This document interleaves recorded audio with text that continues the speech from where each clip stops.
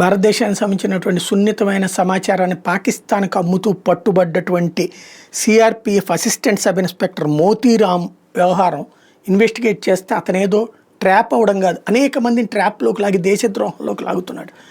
ఈ విషయం తాజాగా బయటపడింది. అతని ఫోన్ని విశ్లేషిస్తున్నాయి. ఇప్పుడు తెలుస్తున్నటువంటి లెక్క ఏంటంటే 15 మంది నెంబర్లని దర్యాప్తు బృందం గుర్తించింది. మన సైన్యం పారామిలిటరీ ప్రభుత్వ అధికారులతో టచ్లో ఉన్నాడు వీడు. మిగతా ఇక్కడ వాళ్ళతో మాట్లాడి ఈ ఇన్ఫర్మేషన్ అక్కడికి పాస్ చేస్తున్నాడు. దర్యాప్తు బృందాలు ప్రస్తుతం అతని ఫోన్ని విశ్లేషిస్తున్నాయి. ఇంటర్నెట్ కాల్స్ కూడా చేస్తున్నాడు అన్నటువంటి తేలింది. పాకిస్తాన్లో సలీం అనే ఆపరేటివ్తో టచ్లో ఉన్నాడట. అతను మాట్లాడేందుకు వాడే ఫోన్లోని సిమ్ కార్డుని కోల్కతా నుంచి వ్యక్తి తీసుకెళ్లాడని తేలింది. దాని యాక్టివేషన్ ఓటీపీని కూడా అతను లాహోర్లోని పాక్ ఆపరేటివ్తో పంచుకున్నాడు. సదరు కోల్కతా వ్యక్తి పాక్ జాతీయురాలిని పెళ్లి చేసుకున్నాడు. తర్వాత అక్కడికి వెళ్ళి స్థిరపడ్డాడు. ఏటా 2 సార్లు కోల్కతా వెళ్ళొస్తుంటాడని గుర్తించారు.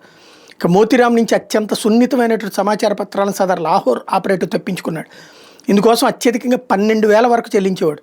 అయితే లావాదేవీలు ఎట్లాంటి అనుమానం రాకుండా ఉండేందుకు ఇలా వివరించినట్టు తేలింది. ఒక్కసారిగా పెద్ద మొత్తంలో పంపకుండా విడతల వారీగా అందుకునేవాడు. ఆ డబ్బు భారత్లోని ఢిల్లీ, మహారాష్ట్ర, హర్యానా, ఉత్తరప్రదేశ్, రాజస్థాన్, ఛత్తీస్గఢ్, అస్సాం, వెస్ట్ బెంగాల్లోని వివిధ ఖాతాల నుండి జమ అవుతూ ఉండటం అన్నది స్పెషల్. అంటే అన్ని చోట్ల వీళ్ళ నెట్వర్క్ ఉందన్నమాట.